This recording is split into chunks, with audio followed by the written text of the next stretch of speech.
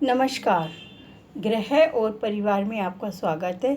मैं किरण शर्मा आज आपको एक छोटा सा ऐसा योग बताऊंगी जो कि गरुड़ पुराण में लिखा हुआ है। वो योग जो कि कोई भी माता बहन अगर पुत्र प्राप्ति की इच्छा रखती हैं तो इस प्रयोग को ज़रूर करें या इस योग का शुभ लाभ उठाएं। जो हमारे ग्रंथों में लिखे हुए उपाय वह कभी भी मिथ्या नहीं जाते।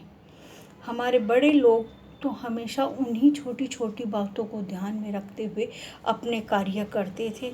आज जितनी नई जनरेशन्स चल रही हैं इस दौर में तो फिर भी लोगों को कुछ ना कुछ ज़्यादा परेशानियां रहती हैं, चाहे वो कितना ही हमारा कहते हैं कि हमारा शहर या हम लोग कितने एडवांस कितने भी हो गए हों, लेकिन जो हमारे ऋषि मुनि या हमारे ग्रंथ में या हमारे अपने बड़े जो बातें कहते थे आज भी अगर हम उसी पर अमल करके चलते हैं तो शायद हम अपने जीवन में कहीं ना कहीं सफलता अच्छे से प्राप्त कर लेते हैं।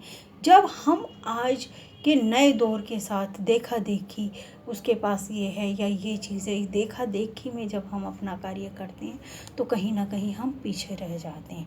इंसान को अपने ऊपर विश्वास नहीं होता, कभी कोई दवाई से कभी डॉक्टरों से इस तरह की चीज़ें करने लगते हैं तो कहीं ना कहीं शारीरिक प्रॉब्लम भी होने लगती है। तो आज मैं आपको पुत्र प्राप्ति का ऐसा एक योग बता रही हूँ जो कि गरुड़ पुराण के 12वें अध्याय में लिखा हुआ है। उसमें लिखा हुआ है कि स्त्री 4 दिन तक तो पवित्र नहीं होती, जब वह 4 दिन के बाद नहा धो के और सिर धोकर वो पवित्र होती है। लेकिन जो गर्भास होता है वह 7 दिन तक पवित्र नहीं होता। 7वें दिन देवी देवताओं की हम पूजा कर सकते हैं। इसी के योग में गरुड़ पुराण में बताया है कि जब स्त्री 8वें दिन और 14वें दिन इन दिनों का अपना उपयोग करती हैं तो उन्हें पुत्र संतान की प्राप्ति होती है और उन्हें एक सौभाग्यशाली पुत्र प्राप्त होता है, पराक्रमी पुत्र प्राप्त होता है।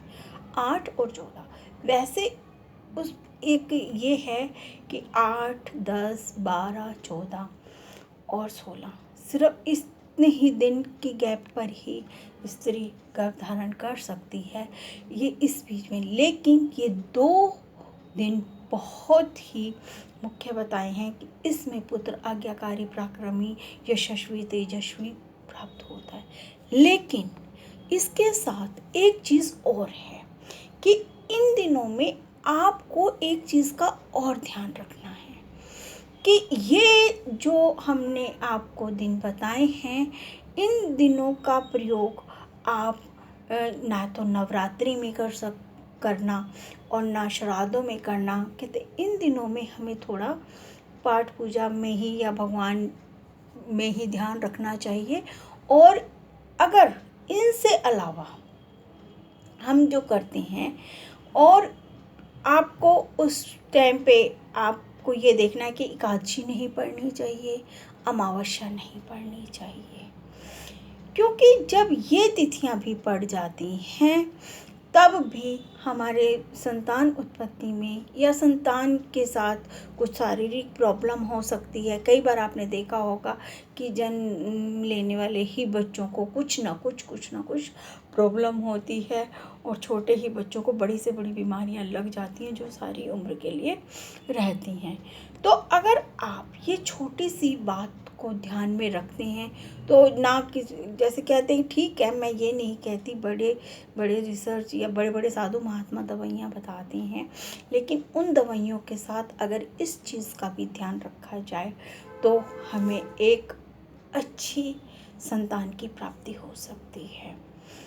तो ये तो एक छोटा सा उपाय हुआ। अब मैं आपको बताऊंगी कि आगे 6 तारीख को श्राद्ध समाप्त हो जाएंगे और 7 तारीख से नवरात्रि शुरू हो जाएंगे और हम आपको 9 तारीख का शनिवार होगा और 10 तारीख का संडे। 9 और 10 तारीख को हम सिखाने वाले जो ज्योतिष के सीखने वाले इच्छुक हैं, इन 2 दिनों में शनिवार और इतवार को रात को 10 बजे सिखाने वाली वीडियो डालेंगे। जो भी सीखने वाले हैं आप उसको सीख सकते हैं।